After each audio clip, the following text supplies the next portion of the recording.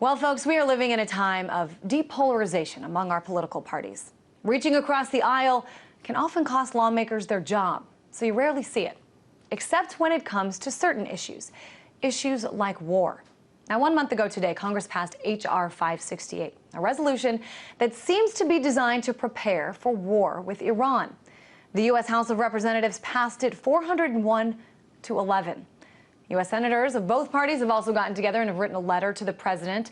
There are meetings today in Moscow with the IAEA regarding Iran's nuclear policy. And in this letter, those senators urge President Obama, they say, if those meetings in Moscow produce no substantive agreement, to reevaluate the utility of further talks and instead focus on significantly increasing pressure on the Iranian government through sanctions and making clear that a credible military option exists. They remind the president of his own words that the window of diplomacy is closing. So what does this all mean? Are the drums of war really beating as loud as they seem to be? And what's the timeline here? To talk more about this, I've got Jamal Abdi, Policy Director for the National Iranian American Council. So let's talk about this. What do you make of this letter? This letter came out when it did for very clear reasons, and that's because the United States and Iran are in the process of negotiation right now. Today, Iran, the U.S., and the other members of the Permanent Five Security Council, UN Security Council, came together for the third round of negotiations aimed at achieving some short-term measures that can address our most profound concerns about the Iranian nuclear program. The goal is to get some near-term steps that can assure us that Iran, their window to potentially building a nuclear weapon, is extended. This letter was presented really to undermine those talks and to set the bar so high for success that we would fail, the diplomatic process would be over, and we would pretty much be gearing up to take military action against Iran. Yeah, I mean, there's talk that some people want to make clear that Congress really sort of has the reins here, that, President Obama doesn't necessarily have the power to make the decisions because he sort of seems to be like, hey, let's do diplomacy above all else. I guess talk a little bit about these short-term fixes. That's what you call them. This is one thing that a lot of people say: we don't need any more short-term fixes. We need long-term solutions. Well, the problem is that we haven't talked to Iran for 30 years. There is tremendous mistrust on both sides, and so in order to build towards a process where we actually can resolve all of our concerns about Iran's nuclear program, as well as concerns about human rights, Iran's regional role, in order to get there, we actually have to have some talks and build confidence, take short-term steps. The step that experts are saying is possible right now is to get Iran to freeze its enrichment at 20% and agree to basically be enriching at a lower level that takes it further away from the level needed to potentially build a nuclear weapon. Now, in order to get that, which would be a pretty significant non-proliferation win to actually get Iran to scale down its enrichment, in order to get that, we would actually have to use some of the leverage that we've stocked up, which is the sanctions that Congress has so diligently passed over the past couple of years. And unfortunately, a big part of what Congress has done is to really assert that we're in control of the sanctions. Don't you dare lift the sanctions in exchange for Iranian concessions. And we must demand the most maximal goals possible that are not achievable. And if that doesn't work out, immediately exit the diplomatic trajectory and start ramping up some of the planning for war. I mean, it seems to an extent, Jamal, that's really what the goal is for a lot of these, lawmakers, is they want war no matter what. Yeah, and it's about constraining the president's options, and I'm very concerned that these talks that are happening in Moscow are not going to go forward, not necessarily because of Iranian unwillingness to negotiate on some of those interim steps, but really, the U.S., the negotiating team, not having the space from Congress to be able to leverage those sanctions, and potentially preventing the Europeans from lifting their own sanctions, some of their sanctions, the ones that are coming up very soon on Iranian oil exports. So basically, by Congress presenting letters like this, by warning against lifting sanctions at all, unlike previous times where you hear the Iranians are playing for time, the Iranians aren't willing to make a deal, you actually have the Iranians very concerned that sanctions are about to hit at the end of the month. These very and those sanctions can be absolutely crippling on the majority of the people there. Don't necessarily affect those at, at the highest level of power, but they are, just brutal and really detrimental to the lives of people there. Yeah, these are the same types of sanctions we saw against Saddam Hussein, which, as we all know, didn't result in, first of all, Saddam or his regime suffering. His people did all of the starving and the dying when those sanctions were in place, and eventually didn't topple that regime, but required military action in order to get rid of the regime in place. And 10 years later, the U.S. has only now been able to remove itself from that war. With Iran, we're talking about something on a far greater scale, and it is looking more and more like these sanctions are in place not to use as leverage in negotiations, but to use as a tool for regime change down the line. And we should say, it's not just the lawmakers pushing President Obama to really keep a military option on the table.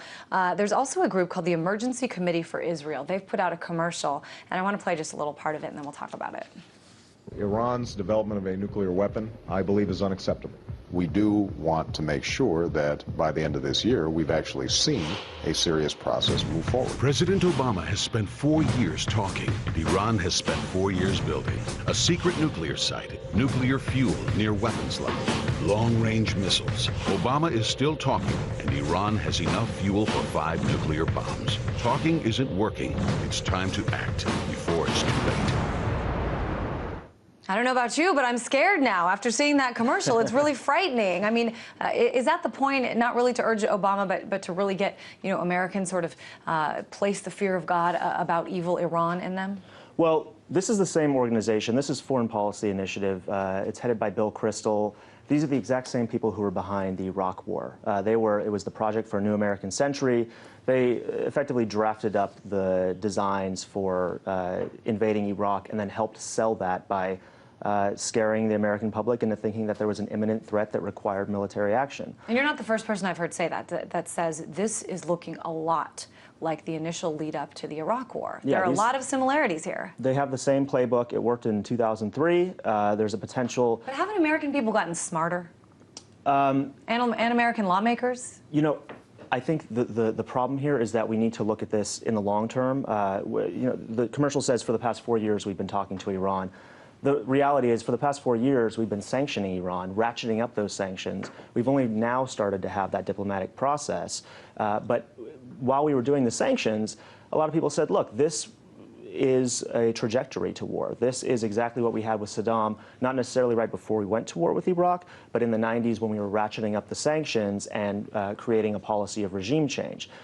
So what happened in Iraq wasn't something that happened overnight. It was a long process.